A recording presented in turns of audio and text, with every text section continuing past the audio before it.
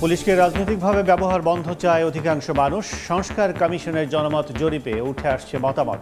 বিচার বহির্ভূত হত্যায় জড়িতদের ধরতে কমিশন গঠনের দাবি। টানাটানি সংসারে নতুন হাহাকার, অভ্যুত্থানে আহতরা। প্রয়োজন দীর্ঘমেয়াদী চিকিৎসা আর পুনর্বাসন। রাষ্ট্রীয় স্বীকৃতি চায় মাদারীপুরের 1.5 শতাধিক পরিবার। আন্তর্জাতিক বাজারে বুকিং রেট কমলেও দেশের বাজারে লাগামহীন ছোলার দাম। রমজান সামনে রেখে মধ্যস্বত্বভোগীদের কারসাজি। রেকর্ড উৎপাদনের স্বস্তি মিলছে না গ্রাহকের। আবারও খেলাপি ঋণের আন্তর্জাতিক রীতি অনুসরণ কেন্দ্রীয় ব্যাংকের। বিতরণ করা ঋণের 25% হতে পারে খেলাপি। আতঙ্কিত না হয়ে ঋণ পুনরুদ্ধারের পরামর্শ। এবং গাজায় যুদ্ধবিরতি নিয়ে নতুন আশার সঞ্চার ফিলিস্তিনে। ইসরায়েল হামাসের আলোচনায় এগিয়েছে 90%। কয়েকদিনের মধ্যেই 3 ধাপে কার্যকরের সম্ভাবনা।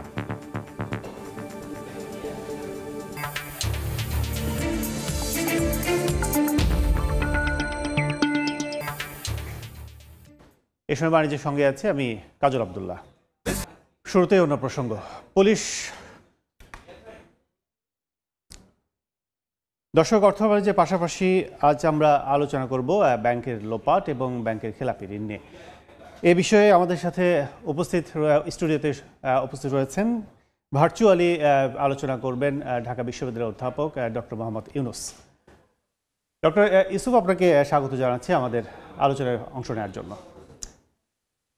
আমরা দেখে আসব এ সংক্রান্ত একটি প্রতিবেদন, তারপরে আলোচনায় অংশ নিচ্ছি। দর্শক, আমরা প্রতিবেদনটি দেখে আসি। এখানে এমন মজার নতুন নতুন জিনিস অভিজ্ঞতা হচ্ছে যে 40 বছরের ব্যাংকিং অভিজ্ঞতা সে নিজেকে শিশু। সরকারের দেড় যুগে কৌশল আর ক্ষমতার দাপটে নানাভাবে ব্যাংক থেকে বের করে নেওয়া হয়েছে লাখ লাখ কোটি টাকা। ভুয়া নথিপত্রের মাধ্যমে ঋণ ছাড় আর একাধিক সার্কুলার দিয়ে মন্দ ঋণের কখনো 10%, কখনো 2% অর্থ জমা দেওয়ার সুযোগ দিয়ে পুনর তফসিল বা ভালো শ্রেণীর ঋণ হিসেবে যোগ করার অনৈতিক সুযোগ দিয়েছে খোদ বাংলাদেশ ব্যাংক। এতে ধ্বংস করা হয়েছে ব্যাংক খাতের শৃঙ্খলা, যার ফল আওয়ামী সরকারের 16 বছরে খেলাপির পরিমাণ দাঁড়িয়েছে 2,84,977 কোটি টাকা। এবার ক্ষতবিক্ষত ব্যাংক খাতকে পুনরায় সজ্জিত করতে চায় কেন্দ্রীয় ব্যাংকের নতুন পর্ষদ। ঋণ শ্রেণীকরণের জন্য মান নির্ধারণে অনুসরণ করা হচ্ছে আন্তর্জাতিক গাইডলাইন। এতে 90 দিনে একজন গ্রাহক ঋণের কিস্তি পরিশোধে ব্যর্থ হলেই তাকে মন্দ গ্রাহক হিসেবে নির্ধারণ করতে পারবে ব্যাংকগুলো। এমন উদ্যোগে ব্যাংক খাতে খেলাপির পরিসীমা মোট বিতরণ করা ঋণের 25% ছাড়িয়ে যেতে পারে বলে আশঙ্কা করছেন বাংলাদেশ ব্যাংকের গভর্নর। আমার কোনো ইচ্ছা নাই নন পারফর্মিং লোনকে কমিয়ে রাখা। এটা কোথায় যাবে? হয়তো 25-এ যাবে, যেটা আসল চিত্র আমরা সেখানেই নিয়ে যাব। ব্যাংক খাতে যখন দুরবস্থা, তখন খেলাপিদের বন্ধকি সম্পদে শক্তভাবে হাত দেওয়ার পরামর্শ অর্থনীতিবিদদের। যারা উদ্দেশ্যমূলকভাবে বা ফরজারির মাধ্যমে ব্যাংক থেকে টাকা বের করেছে, তাদের বিরুদ্ধে আমরা কার্যকর কোনো শাস্তির ব্যবস্থা নিতে পারি না। এটা তো ছাড় দেওয়ার প্রশ্ন এখানে আসে না, এই জন্যই যে এই টাকাটা তো জনগণের টাকা, তাই না? এবং এটা যদি এই ব্যাংকগুলো যদি এই টাকাটা যদি উদ্ধার না করতে পারে, এই ব্যাংকগুলো তো থাকতে পারবে। ঘুরে ধরা ব্যাংক খাতে সেপ্টেম্বর পর্যন্ত জমাকৃত অর্থের পরিমাণ ছিল 18,25,339 কোটি টাকা। এর মধ্যে বর্তমানে খেলাপির খাতায় যুক্ত হয়েছে মোট ঋণের প্রায় 17% অর্থ। কাজল আব্দুল্লাহ, সময় সংবাদ, ঢাকা। দর্শক, আমরা রিপোর্টে দেখলাম এ সংক্রান্ত আলোচনায় ভার্চুয়ালি যুক্ত হচ্ছি অধ্যাপক ডক্টর ইউসুফের সাথে। স্যার, শুরুতে যদি আমাদের একটু বলেন যে এই যে টানাপড়েনের সংকটে যে নতুন সংকট তৈরি হচ্ছে ব্যাংক খাতে, এই ব্যাংক খাতের যে অচল অবস্থা এবং সেখানে যে সংকট, এই সংকটের আসলে শেষ কোথায়, যদি একটু বলি। জি, ধন্যবাদ। আসলে আমরা যেটি দেখলাম যে ব্যাংকিং খাত নিয়ে আমাদের যে ভালনারেবিলিটি এবং তার যে এখন বর্তমান অবস্থা, সেখানে সুশাসন আনা এবং সংস্কারের কোনো বিকল্প নেই। আমরা দেখেছি যে বিভিন্ন সময়ে অন্তর্বর্তীকালীন সরকার, বিশেষ করে সেন্ট্রাল ব্যাংক, বিভিন্ন উদ্যোগ গ্রহণ করেছে। কারণ যেই মাত্রায় খেলাপি ঋণ আমরা লক্ষ্য করেছি, সেটি আসলে উদ্বেগজনক। এবং কিছু কিছু ব্যাংকে আপনারা দেখেছেন যে পরিচালনা পর্ষদে সেটির পরিবর্তন আনা হয়েছে, যাতে ব্যাংকিং খাতে অ্যাকাউন্টেবিলিটি, ট্রান্সপারেন্সি এবং অবশ্যই এই যে খেলাপি ঋণের যে পরিমাণ, যদিও সরকারিভাবে বলা হচ্ছে এটি 2,84,000 কোটি টাকার মতো, বাট এটি হয়তো কারণ আমরা দেখেছি যে খেলাপি ঋণের যে ডেফিনিশন, সেখানে বিভিন্ন সময় এটির শিথিলতা করা হয়েছে। সুতরাং সেটা যদি আমরা সঠিকভাবে ইন্টারন্যাশনাল বেস্ট প্র্যাকটিস যেটাকে আমরা বলি, যে আসলে ক্লাসিফাইড লোন কোনটাকে বলা হয়, সেরকম যদি হিসাব করা হয়, এটি নিয়ে কিন্তু অনেক ধরনের আলোচনা কিন্তু আছে। কেউ বলছে যে এটি 4 লাখ কোটি টাকা হতে পারে, আরো বেশি হতে পারে, কম বেশি হতে পারে। তো সেই জায়গাটা খুবই উদ্বেগের একটা বিষয়, যে খেলাপি ঋণের যে পরিমাণ। এখন খেলাপি ঋণ পরিমাণ তো আমরা জানি, কিন্তু এই খেলাপি ঋণগুলো আদায় করাটা খুবই ইম্পর্টেন্ট। কারণ ব্যাংকিং খাতে যদি শৃঙ্খলা ফিরিয়ে আনতে হয়, যারা ডিপোজিটার তাদের যদি আস্থা ফিরিয়ে আনতে হয়, তাহলে কিন্তু আপনার ব্যাংকের যে লিকুইডিটি ক্রাইসিস সেটা দূর করার পাশাপাশি আপনার যে খেলাপি ঋণ, সেই খেলাপি ঋণ যতটুকু সম্ভব দেশের প্রচলিত আইন এবং অন্যান্য যে সমস্ত ব্যবস্থাগুলো আছে সেই ব্যবস্থার মাধ্যমে এই খেলাপি ঋণগুলো আসলে কিভাবে ফেরত আনা যায়। পাশাপাশি যারা ভালো ব্যবসায়ী, যারা ভালো ব্যবসা করছে, যারা খেলাপি না, তারা যাতে আবার ভালোভাবে ব্যবসা করতে পারে, তারা যাতে ইনসেন্টিভ পেতে পারে, পলিসি সাপোর্ট পেতে পারে, সেটিও আমাদের আসলে দেখতে হবে।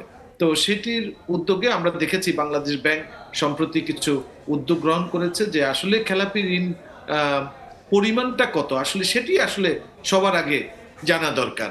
তো সেটি ইন্টারন্যাশনাল যে বেস্ট প্র্যাকটিস আছে সেই অনুযায়ী যদি আমরা দেখেছি যে 3 ভাগে ভাগ করা হয়েছে, এবং সেটি যদি 1 বছরের বেশি সময় ধরে থাকে, তাহলে সেটি খুব বেশি মানে অনেক বেশি পরিমাণে খেলাপির 3টা ভাগে আমরা দেখেছি যে ভাগ করা হয়েছে। তাহলে এই যে ভাগ করা, আমি মনে করি খেলাপি ঋণ যারা নিয়েছে তারা শুধুমাত্র, অনেক সময় আমরা বুঝতে পারি না আসলে কারা খেলাপি, হয়তো প্রতিষ্ঠানের নাম দেয়া থাকে, কিন্তু এই প্রতিষ্ঠানের আসলে পরিচালনা পর্ষদ কারা, প্রতিষ্ঠানের পিছনে কারা আছে, কারা এর জন্য দায়ী, সেই তাদের নামটাও আসলে প্রকাশ করা উচিত বলে আমি মনে করি। এর পাশাপাশি এই খেলাপি ঋণ আনার ক্ষেত্রে আমি মনে করি যে আমাদের যে অর্থঋণ আদালত, এই অর্থঋণ আদালতে যে দীর্ঘসূত্রিতা, সেটাকে ওভারকাম করার জন্য অনেক পক্ষ থেকেই বলা হচ্ছে যে একটা বিশেষ ট্রাইব্যুনাল করা যায় কিনা, যাতে অতি দ্রুত সময়ের মধ্যে এর একটা সুরাহা করা যায়। তো সেই জায়গাটাও আমি মনে করি যে আমাদের যে ব্যাংকিং রিলেটেড যে সংস্কার কমিশন আছে, তারা যে পরামর্শগুলো দিচ্ছে, সেই পরামর্শগুলোর যদি আমরা এনফোর্সমেন্টের জায়গায় নিয়ে আসতে পারি, তাহলে এই বার্তাটা অন্তত যাবে যে আমি মনে করি যে এই যে যাই উদ্যোগ গ্রহণ করা হচ্ছে সেন্ট্রাল ব্যাংক থেকে বা সরকারের পক্ষ থেকে, কোনো ব্যক্তি যে ইচ্ছাকৃত ঋণ খেলাপি, একটা হয় যে আমরা কোভিডের সময় দেখেছি কিছু ন্যাচারাল কারণেই অনেকে হয়তো খেলাপি হয়েছে, পরবর্তীতে দেখা গেছে যে সরকার পক্ষ থেকেও সেটি কিছু সাপোর্ট দেওয়া হয়েছে, সব মিলিয়ে এক ধরনের সেটা আমরা মেনে নিতে পারি। কিন্তু ইচ্ছাকৃত ঋণ খেলাপি অথবা যে যখন লোন ডিসবার্স করা হয় তার কিছু দুর্বলতা আছে, এই যে বিষয়গুলো আছে, সেই বার্তাটা দিতে হবে কেউ খেলাপি হয়ে, অর্থাৎ ব্যাংকের টাকা লুটপাট করে নিয়ে সে কোনোভাবেই পার পাবে না, এই বার্তাটা দেয়াটা আসলে খুবই জরুরি। দীর্ঘদিন ধরে আমরা এই আলোচনা করে আসছি যে ব্যাংকিং খেলাপি যাতে না হয় সেক্ষেত্রে সর্বোচ্চ সতর্কতা অবলম্বন করা, কিন্তু যারা বন্ধ ঋণ গ্রহীতা রয়েছে তাদের তো একটু সুযোগ সন্ধানী আছেই, কিন্তু ব্যাংক ম্যানেজমেন্টে যারা থাকে, এই ব্যবস্থাপনায় যারা থাকে, তাদেরকে এখানে গুরুত্ব দেওয়া দরকার কিনা এই ঋণ বিতরণে? অবশ্যই, কারণ আসলে আপনাকে তো যেটা আমরা বলি রুটে আপনাকে মেইন উদ্যোগটা গ্রহণ করতে হবে। অর্থাৎ যখন আমরা ডিসবার্স করি, সেই একটা ঋণ যখন অনুমোদন হয়, সেই অনুমোদনের প্রক্রিয়াটায় যাতে কোনো ধরনের দুর্বলতা না থাকে, সেখানে স্বচ্ছতার সাথে দেওয়া হয়, এবং যারা ক্রেডিবল, তার যে কোলাটেরালটা নেওয়া হচ্ছে, অথবা ব্যাংক যে অন্যান্য যে সমস্ত গ্যারান্টার হতে পারে, কোলাটেরাল হতে পারে, সেগুলো যাতে প্রপার ভ্যালুয়েশন থাকে, এবং সেটা ব্যাংকের যাতে সুরক্ষা হয়। আসলে ব্যাংকের সুরক্ষা মানে কি আমানতকারীদের সুরক্ষা। অর্থাৎ এই যে আমরা দেখি অনেক দুর্বলতার কারণে দেখা যাচ্ছে যে যেই কোলাটেরাল দিচ্ছে, দেখা গেছে যে সেই কোলাটেরাল যে যখন মূল্যায়ন করা হয় সেটা অনেক বেশি পরিমাণে বাজার ভ্যালু চেয়ে দেখা যাচ্ছে বেশিটা দেখানো হয়, অর্থাৎ অ্যাকচুয়াল যে কোলেটারাল এবং যারা এটা ইভ্যালুয়েট করছে তাদেরকেও আসলে, কারণ আমরা জানি যে বাংলাদেশ ব্যাংকের যে তারা যারা ইভ্যালুয়েট করছে তারা যাতে এনলিস্টেড থাকে, প্লাস হচ্ছে তারাও যাতে জবাবদিহির আওতায় থাকে, যে সে যখন একটা বাজার মূল্য যখন নির্ধারণ করছে কোনো একটা কোলেটারাল, পাশাপাশি যে আমাদের যে ম্যানেজমেন্ট আছে, যে প্রত্যেক ব্যাংকের যে পরিচালনা পর্ষদ, তাদেরও আসলে এই জবাবদিহিতার আওতায় নিয়ে আসা উচিত, যে এই লোকটা আসলে যখন অনুমোদন করা হয়েছে। একটি বিষয় প্রশ্ন থেকে যায়, সেটি হচ্ছে যে আইএমএফ যেহেতু বলেছে যে প্রায় সবকিছু মিলে অবলোপনকৃত ঋণ সহ প্রায় 4 লাখ কোটি টাকা হবে আমাদের প্রায় খেলাপি, সেক্ষেত্রে তাদের যেহেতু শর্ত ছিল যে খেলাপির পরিমাণটা কমিয়ে নিয়ে আসতে হবে তাদের ঋণ কাঠামো, ঋণ প্রাপ্তির ক্ষেত্রে আমাদের, সেটি আসলে নতুন করে যে 25% হয়ে যায় ঋণ বিতরণের ক্ষেত্রে খেলাপি, সেটি কোনো প্রভাব পড়বে কিনা আইএমএফ এবং বাংলাদেশের সম্পর্কের মধ্যে? না, আমি মনে করি না, সঠিক তথ্যটা দেওয়া উচিত। আইএমএফ এর উদ্দেশ্য বা আমাদের যারা এই ব্যাংকিং খাত নিয়ে যারা চিন্তা ভাবনা করছেন, বিশ্লেষণ করছেন, বা আমাদের সেন্ট্রাল ব্যাংক থেকে আরম্ভ করে মিনিস্ট্রি অফ ফাইন্যান্স, সবারই উদ্দেশ্য হচ্ছে একটা স্বচ্ছতার মধ্যে জিনিসটাকে নিয়ে আসা। তো আইএমএফ যদিও আমরা বলছি 3.5 লাখ কোটি টাকা বা 2,84,000 কোটি টাকা, কিন্তু এটি তো আমরা যদি, কারণ আমরা দেখেছি অনেক সময় খেলাপি ক্ষেত্রে অনেক ধরনের আপনার যে ডেফিনিশনাল প্রবলেম আছে, অথবা অনেক কিছু মামলার যেগুলো বিচারাধীন আছে সেগুলো কিন্তু খেলাপি বলা হচ্ছে না। তো সেই জায়গাটার সঠিক তথ্যটা আসলে এখানে জানাটা খুবই দরকার। আসলে কত লাখ কোটি টাকা, আইএমএফ যদি 4 লাখ কোটি টাকা বলে, সেটি আমাদের সেন্ট্রাল ব্যাংক থেকেও আসলে একটা উদ্যোগ গ্রহণ করে যে প্রকৃতপক্ষে খেলাপি ঋণের পরিমাণটা আসলে কত আছে, তাহলে সেটা এখন যেই বাস্তবতা সেটা 16% আছে, সেটা 16% যদি ডেফিনিশনাল কারণে এবং সেটা ইন্টারন্যাশনাল বেস্ট প্র্যাকটিস যেটাকে বলা হচ্ছে বাংলাদেশ ব্যাংকের সার্কুলারে বলা আছে, তো সেটা ফলো করতে গিয়ে যদি এটি 25% হয়, তাহলে আমাদের বেস লাইনটা হবে আসলে 25%। সেখান থেকে আমরা কিভাবে কমে আনতে পারি, ছোট্ট করে বলবেন কিনা যে গ্রাহকদের মাঝে কোনো আশঙ্কা তৈরি হবে কিনা এতে? না, ব্যাংকিং খাত নিয়ে তো এক ধরনের গ্রাহকদের যে কনফিডেন্সের অভাব আমরা দেখেছি বিভিন্ন সময়ে, যে কিছু কিছু ব্যাংকের থেকে গ্রাহকরা অতিরিক্ত টাকা উত্তোলন করে নিয়েছে, পরবর্তীতে সেন্ট্রাল ব্যাংকের কিছু কার্যকরী উদ্যোগের ফলে দেখা যাচ্ছে যে এখন আবার সেন্ট্রাল ব্যাংক থেকে এই বার্তাটা দেওয়া হয়েছে, গ্রাহকরা কোনোভাবেই ক্ষতিগ্রস্ত হবে না, সেটি যেই ব্যাংকই হোক। এই যে একটা ইতিবাচক বার্তা সেন্ট্রাল ব্যাংক থেকে দেওয়া হয়েছে, সেটি আবার গ্রাহকদের যে আস্থার জায়গাটা কিন্তু তাদের ফিরিয়ে আনছে। তো আশা করছি যে এই ধরনের উদ্যোগগুলো নেওয়া হচ্ছে, এটি যদি স্বচ্ছতার সাথে এবং তার এনফোর্সমেন্টটা যদি গ্রাহকরা দেখে যে খেলাপি ঋণ হয়ে কেউ পার পাচ্ছে না, অথবা তাকে উপযুক্ত যে শাস্তির আওতায় নিয়ে আসা হচ্ছে, একটা দৃষ্টান্তমূলক কিছু করা হচ্ছে, তখন কিন্তু আসলে আমি মনে করি যে গ্রাহকদের যে অস্বস্তিকর পরিস্থিতি সেটা কাটিয়ে উঠে তারা একটা স্বস্তির জায়গায় আসতে পারবে বলে আমি মনে করি। ধন্যবাদ আপনাকে আজকে আলোচনায় যুক্ত হওয়ার জন্য। আন্তর্জাতিক বাজারে বুকিং রেট সর্বনিম্ন পর্যায়ে থাকার সুযোগে রেকর্ড আমদানি সত্ত্বেও মধ্যস্বত্বভোগীদের কারসাজিতে নিয়ন্ত্রণে আসছে না ছোলার দাম। রমজান সামনে রেখে গত 5.5 মাসে 20,365 মেট্রিক টন ছোলা আমদানি হয়েছে, যা গত বছরের তুলনায় 133% বেশি। আর $900 থেকে বুকিং রেট কমে দাঁড়িয়েছে $680। অথচ দেশের বাজার প্রতি কেজি ছোলা 107 থেকে 115 টাকা। স্বাক্ষর টিপুর ক্যামেরায় বিস্তারিত জানাচ্ছেন কমল দে। আন্তর্জাতিক বাজারে বর্তমানে প্রতি মেট্রিক টন ভালো মানের ছোলার বুকিং রেট $680 থেকে $700। সেই অনুযায়ী দেশের বাজারে প্রতি কেজি ছোলার দাম হওয়ার কথা 85 থেকে 87 টাকা, কিন্তু পাইকারি পর্যায়ে সাধারণ মানের ছোলা 107 থেকে 110 টাকা এবং ভালো মানের ছোলা 113 থেকে 115 টাকায় বিক্রি হচ্ছে। মূলত মধ্যস্বত্বভোগী চক্রের কবলে পড়ে ছোলার দাম নিয়ন্ত্রণে আসছে না বলে অভিযোগ ব্যবসায়ীদের। যদি বলে আপনার স্লিপ দেন, রসিদটা দেন, রসিদ দিবেন, আর এগুলো রসিদ দিতে পারবো না, এমনি ডেলিভারি নেন, যে দর হয়েছে ওই দরের কথা।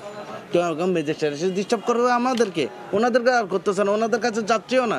বছরে বাংলাদেশে 70 থেকে 80 হাজার মেট্রিক টন ছোলার চাহিদা রয়েছে। এর মধ্যে শুধুমাত্র রমজান মাসে ইফতারের অনুষঙ্গ হিসেবে 50 থেকে 60 হাজার মেট্রিক টন ছোলার প্রয়োজন হয়। তার বিপরীতে চলতি অর্থ বছরের 15 ডিসেম্বর পর্যন্ত বাংলাদেশে ছোলা আমদানি হয়েছে 20,356 মেট্রিক টন, অথচ তার আগের বছর এই সময় আমদানি হয়েছিল 8,745 মেট্রিক টন। বুকিং রেট কম থাকার সুযোগে রেকর্ড আমদানি সত্ত্বেও বাজার নিয়ন্ত্রণে না আসায় বিস্মিত শুল্ক কর্মকর্তারাও। মধ্যবর্তী লেয়ারে যদি সরকার মনোযোগ দেয়, এখানে সরাসরি যদি ভোক্তার কাছে পৌঁছাতে পণ্যটা যদি সমস্যা না হয়, আমার মনে হয় যে এটা মূল্য ঠিকই থাকবে। 1 মাস আগেও আন্তর্জাতিক বাজারে ছোলার বুকিং রেট ছিল 880 থেকে 900 মার্কিন ডলার, কিন্তু বুকিং রেট কমলো দেশের বাজারে দাম না কমানোর কারণ হিসেবে নানা অজুহাত দাঁড় করাচ্ছেন পাইকারি ব্যবসায়ীরা। বিশেষ করে এলসি খোলার ক্ষেত্রে বেঙ্গুলুতে ডলার মূল্য 120 থেকে 123 টাকা পর্যন্ত রাখা হচ্ছে বলে অভিযোগ উঠেছে। সামনে কম বুকিংয়ে মাল আসবে, আপনার 680-700 ডলার মাল যখন আসবে তখন বাজার কি হয়ে যাবে, কমে যাবে। আগামী 1 মাসের মধ্যে আপনার বাজারটা সরবরাহ অনেক বেড়ে যাবে এবং ছোলার দাম রমজান আসার আগেই আপনার 100 টাকার নিচে চলে আসবে বলে আমরা আশা করতেছি। অস্ট্রেলিয়া থেকে চট্টগ্রাম বন্দর দিয়ে চাহিদার 80% ছোলা আমদানি করা হয়, বাকি ছোলা ভারত থেকে আমদানি হয় স্থল বন্দর দিয়ে। হাজার হাজার মেট্রিক টন ছোলা নিয়ে আসা হচ্ছে অভ্রকুড়িতে, এখান থেকে বস্তাজাত হয়ে চলে যাচ্ছে খাতুনগঞ্জ সহ আশপাশের গুদামে। চট্টগ্রামের এসআক ব্রাদার্স থেকে কমল দে, সময় সংবাদ। সপ্তাহের প্রথম কার্যদিবসে দেশের প্রধান পুঁজিবাজার ঢাকা স্টক এক্সচেঞ্জ ডিএসইতে সূচকের ওঠানামার মধ্য দিয়ে চলছে লেনদেন। এখন আমরা সরাসরি চলে যাচ্ছি ডিএসইর ওয়েবসাইটে। দর্শক, গত সপ্তাহের শেষ কার্যদিবস যেটি ছিল সেটি কিন্তু ঊর্ধ্বমুখী প্রবণতায় সূচকের মধ্য দিয়ে কিন্তু শেষ হয়। আর আজকেও আমরা যেহেতু সপ্তাহের প্রথম কার্যদিবস, সেই কার্যদিবস কিন্তু ঊর্ধ্বমুখী প্রবণতায় দেখছি, অর্থাৎ ডিএসইর সূচক সবগুলো ঊর্ধ্বমুখী। 3 পয়েন্ট বেড়ে ডিএসইর প্রধান সূচক ডিএসই এক্স অবস্থান করছে 5225 পয়েন্টে। এছাড়া 5 পয়েন্ট বেড়ে ডিএসইর সরিয়া সূচক যেটি, সেটি কিন্তু অবস্থান করছে 1172 পয়েন্টে। এছাড়া সরিয়া বিশেষায়িত যে সূচকের পরে রয়েছে সেই ডিএস 13, সেই সূচকটি কিন্তু অবস্থান করছে 1 পয়েন্ট বেড়ে 1939 পয়েন্টে। এছাড়া হাত বদল হয়েছে শেয়ারের পরিমাণ এখন পর্যন্ত আমরা দেখছি যে 28,172, যার বাজার মূল্য কিন্তু প্রায় বলা চলে যে 88 কোটি টাকার বেশি। এছাড়া 127টি প্রতিষ্ঠানের শেয়ারের দর ঊর্ধ্বমুখী রয়েছে, অপরিবর্তিত রয়েছে কিন্তু আমরা দেখছি যে 89টি প্রতিষ্ঠানের শেয়ার দর এবং নিম্নমুখী অবস্থানে রয়েছে 154টি প্রতিষ্ঠানের শেয়ারের দর। এছাড়া সব কিছু মিলে যদি বলি যে টপ 20, অর্থাৎ আমরা যদি শীর্ষ 20টি প্রতিষ্ঠানের মধ্যে দেখি, সে 20টি প্রতিষ্ঠানের মধ্যে শুরুতে আমরা দেখছি যে অরিয়ন ইনফিউশন লিমিটেড প্রতিষ্ঠানটি শেয়ারের দর 400 টাকায় কিন্তু অবস্থান করছে, যেটি কিন্তু সর্বোচ্চ ছিল 414 টাকা 90 পয়সা, সর্বনিম্ন ছিল প্রতিষ্ঠানের শেয়ারের দর 396 টাকা। দ্বিতীয় অবস্থানে রয়েছে টপ 20তে রবি, প্রতিষ্ঠানটি শেয়ারের দর 28 টাকা 60 পয়সা অবস্থান করছে, যা সর্বোচ্চ মূল্য ছিল 28 টাকা 90 পয়সা, অর্থাৎ খুব বেশি, অর্থাৎ 30 পয়সার ব্যবধানে কিন্তু প্রতিষ্ঠানটির শেয়ারের দর এখন পর্যন্ত 28 টাকা 60 পয়সা, যদিও সর্বনিম্ন ছিল কিন্তু 28 টাকা 20 পয়সা। সেক্ষেত্রে বলা চলে যে 40 পয়সা বৃদ্ধিতে কিন্তু প্রতিষ্ঠানের শেয়ারের দর হাত বদল চলছে। ড্রাগন সুয়েটার প্রতিষ্ঠানের শেয়ারের দর 11 টাকা 70 পয়সায় অবস্থান করছে এখন পর্যন্ত। এছাড়া 12 টাকা 10 পয়সা ছিল সর্বোচ্চ মূল্য, আর সর্বনিম্ন দেখছি আমরা 11 টাকা 70 পয়সা। সেক্ষেত্রে বলা চলে যে সর্বনিম্ন এবং লেটেস্ট প্রাইস, অর্থাৎ এখনকার প্রাইস একই অবস্থা দেখছি আমরা। জিএস ইস্পাত প্রতিষ্ঠানটির শেয়ারের দর 22 টাকা 80 পয়সায় এখন পর্যন্ত বিক্রি হচ্ছে। এছাড়া সর্বোচ্চ ছিল 23 টাকা 20 পয়সা, আর সর্বনিম্ন দেখছি আমরা 22 টাকা 50 পয়সা। এছাড়া ফাইন ফুডস প্রতিষ্ঠানটির শেয়ার দর 123 টাকা অবস্থান করছে, সর্বোচ্চ ছিল 128 টাকা, অর্থাৎ নিম্নমুখী প্রবণতায় কিন্তু প্রতিষ্ঠানটির শেয়ার কিন্তু দেখছি আমরা এখন পর্যন্ত, যদিও প্রতিষ্ঠানটির শেয়ার দর সর্বনিম্ন ছিল 221 টাকা। তো সব মিলে বলা চলে যে ডিএসইর ঊর্ধ্বমুখী এবং নিম্নমুখী প্রবণতায় কিন্তু আমরা দেখি যে মাঝে মধ্যেই যে হাত বদল চলে, যদিও গত সপ্তাহের শেষ কার্যদিবসের তুলনায় কিন্তু একই ধারায় কিন্তু চলতি সপ্তাহের যে প্রথম ধারা সেটি কিন্তু একই ধারায় এখন পর্যন্ত চলছে। তো আমার কাছে এই ছিল ডিএসই সবশেষ। দেখছেন এই সময় বাণিজ্য।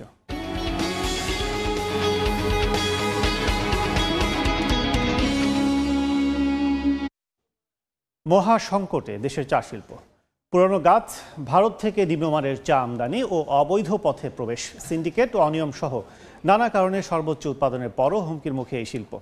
মান কমে যাওয়ায় বিদেশের বাজার হারাচ্ছে বাংলাদেশের চা।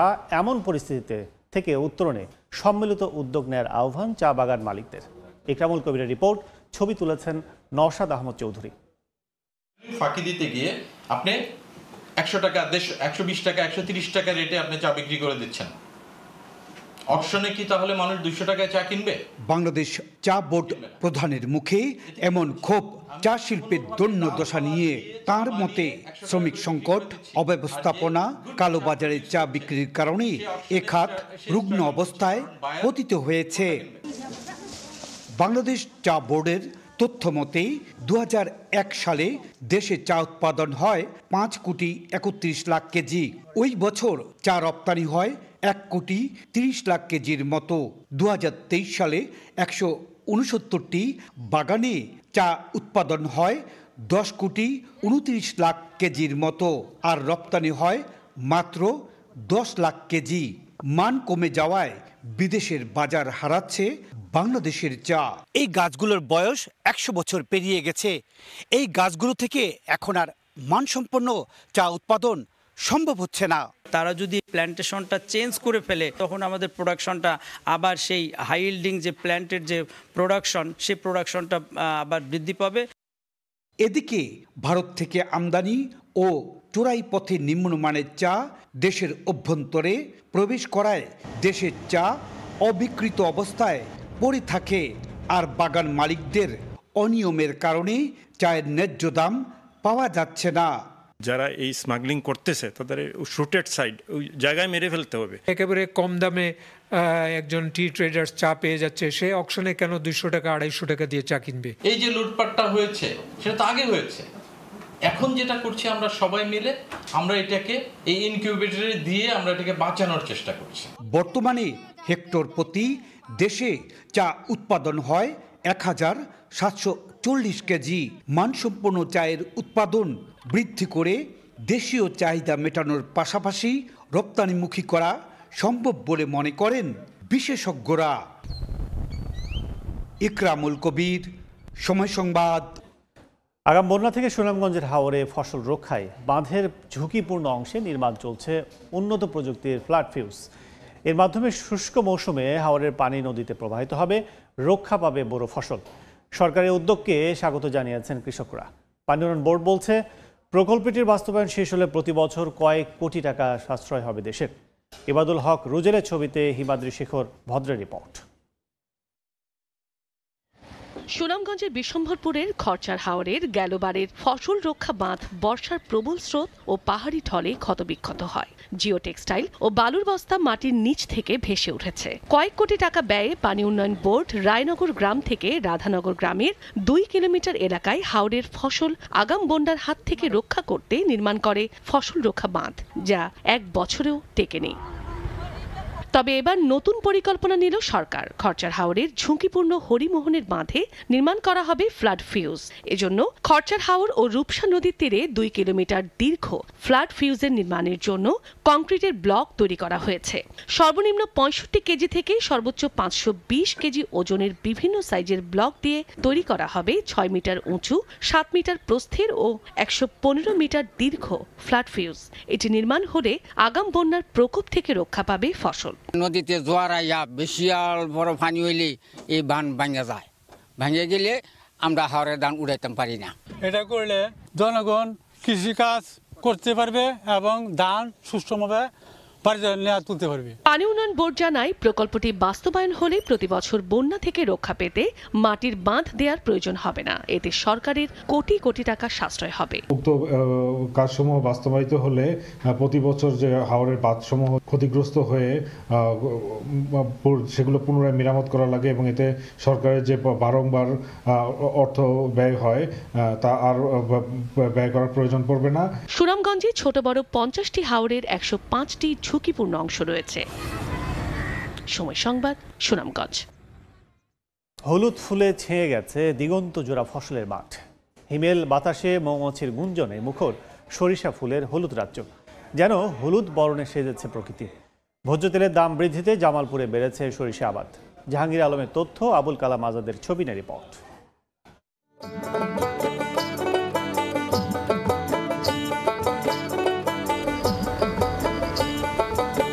জামালপুরের মেলান্দহ, মাদারগঞ্জ, ইসলামপুর, দেওয়ানগঞ্জ, সরিষাবাড়ি এবং বকশীগঞ্জ উপজেলার বিস্তীর্ণ মাঠ জুড়ে সরিষা আর সরিষা, যেন হলুদের গালিচা।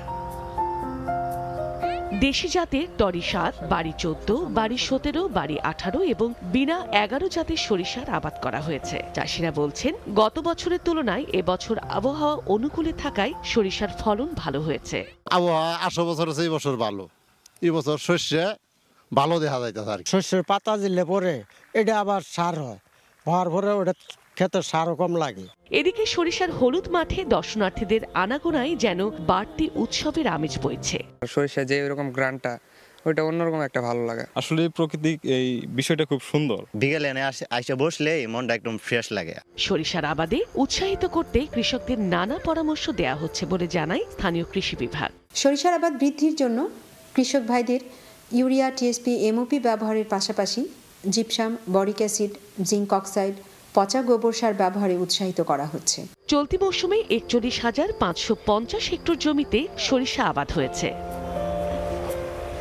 সময় সংবাদ, জামালপুর। দেখছেন এই সময় বাণিজ্য। বাড়ছে শীতের তীব্রতা, সেই সঙ্গে ভিড় বেড়েছে গরম পোশাকের দোকানে। এই মুহূর্তে ময়মনসিংহ নগরীর বাসাবাড়ি হকার্স মার্কেটে রয়েছেন সহকর্মী ওবায়দুল হক। বিস্তারিত জানতে সরাসরি যাচ্ছি তার কাছে। সন্ধ্যা হলেই ঘন কুয়াশা আর সকালে শীতের দাপট। ময়মনসিংহের শীতের মাত্রা কিন্তু দিন দিন বেড়েই যাচ্ছে, আর এই তীব্র শীতে উষ্ণতা খুঁজে পেতে কিন্তু সাধারণ মানুষ গরম কাপড় দোকানগুলোতে ভিড় করছেন। আমরা দেখেছি যে বিভিন্ন শপিং মল থেকে বিপণী বিতান এবং বাসাবাড়ি যে মার্কেট বা যে ফুটপাতের দোকানগুলো রয়েছে সবখানেই কিন্তু শীতের যে পোশাকের কেনাকাটা সেটা কিন্তু দিনভর চলে।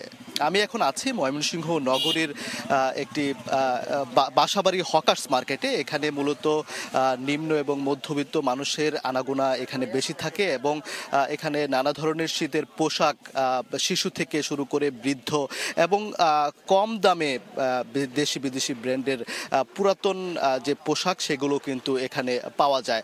কিছুক্ষণ আগে দোকানটি খোলা হয়েছে এবং ইতিমধ্যে মানুষজন এখানে আসতে শুরু করেছেন। এখানে সময় যত আসলে গড়াবে তত বেশি কিন্তু মানুষের এবং ক্রেতাদের আনাগোনা কিন্তু ততই এখানে বাড়বে। মূলত বিকেল থেকে এখানে মানুষের পদচারণা এত বেশি হয় যে এখানে বিকেল হলেই আসলে পা ফেলার জায়গা থাকে না এবং সন্ধ্যার পরও এখানে মানুষজন আসে। বিশেষ করে এখন মূলত শহরের যে মানুষজন আছেন তারা কিন্তু আসতে শুরু করেছেন এখানে কেনাকাটার জন্য এবং গ্রামগঞ্জেও এখন কিন্তু শীতের বেশ দাপট। সুতরাং সেই গ্রামগঞ্জের মানুষও কিন্তু এখানে এসে থাকেন যে আসলে কম দামে তাদের যে কাঙ্ক্ষিত পোশাক সেই পোশাক কেনার জন্য কিন্তু মূলত এখানে এসে থাকে।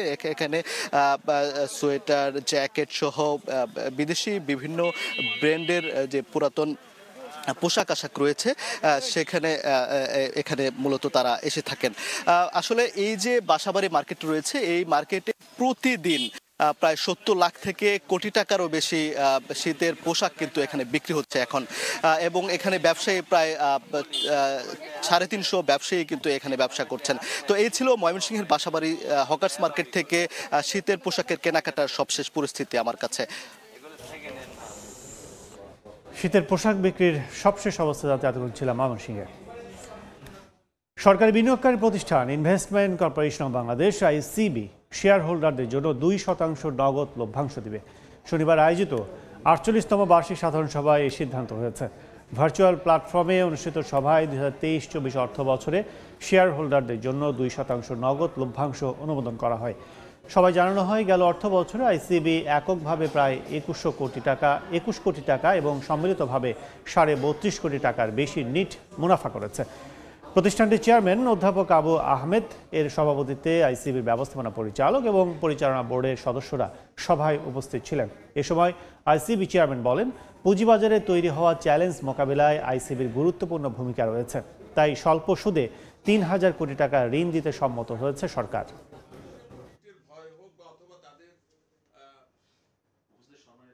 শেয়ার বাজারের জন্য, ক্যাপিটাল মার্কেটের জন্য অ্যান্ড অ্যাজ এ হোল একটা ইকোনমির জন্য এই অর্গানাইজেশন প্রয়োজন আছে। এই অর্গানাইজেশন স্থাপিত হয়েছে এই জন্য যে ক্যাপিটাল মার্কেটকে বড় করার জন্য, পার্টিসিপেটরি করার জন্য, হেল্প করার জন্য।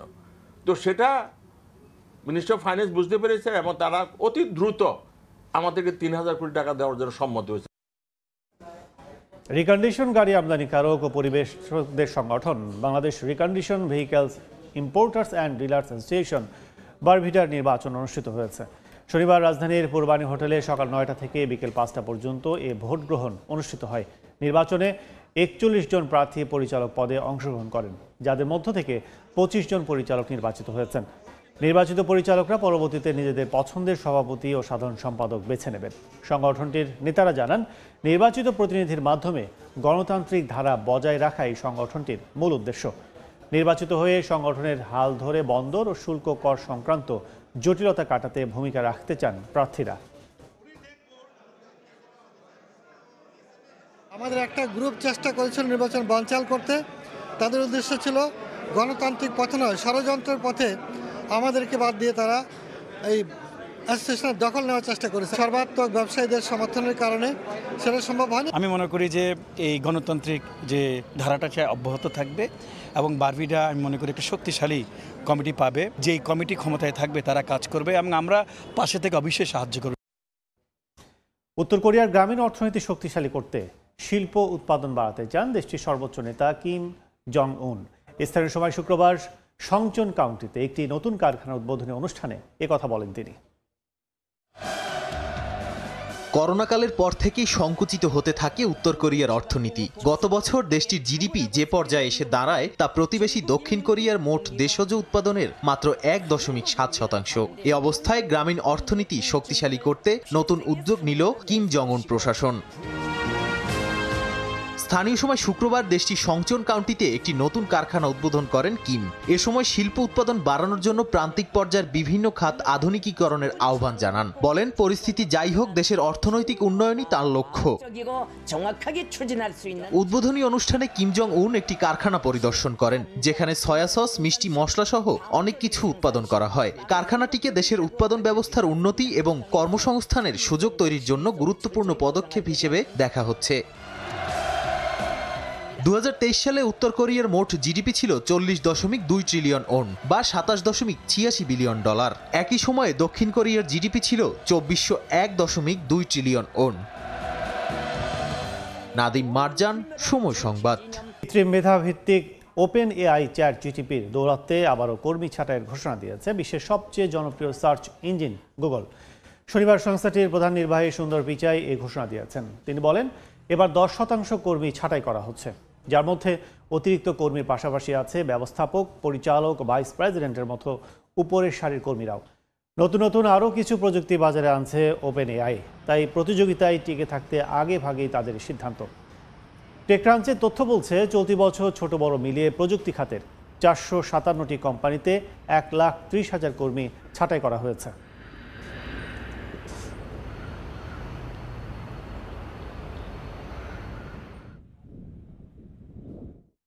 এ পর্যায়ে শীর্ষ সংবাদগুলো জানিয়ে দিচ্ছে আরেকবার। আবারও খেলাপি ঋণের আন্তর্জাতিক রীতি অনুসরণ কেন্দ্র ব্যাংকের। বিতরণের 25%ই চলে যেতে পারে বকেয়ার তালিকায়। আতঙ্কিত না হয়ে ঋণ পুনরুদ্ধারের পরামর্শ অর্থনীতিবিদদের।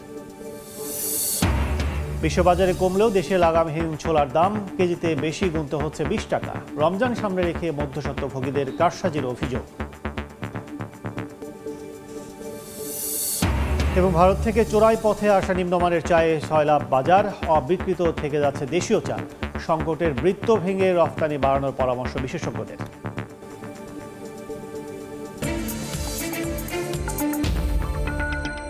এই ছিল এ সময়ের বাণিজ্য। সঙ্গে থাকুন সময়।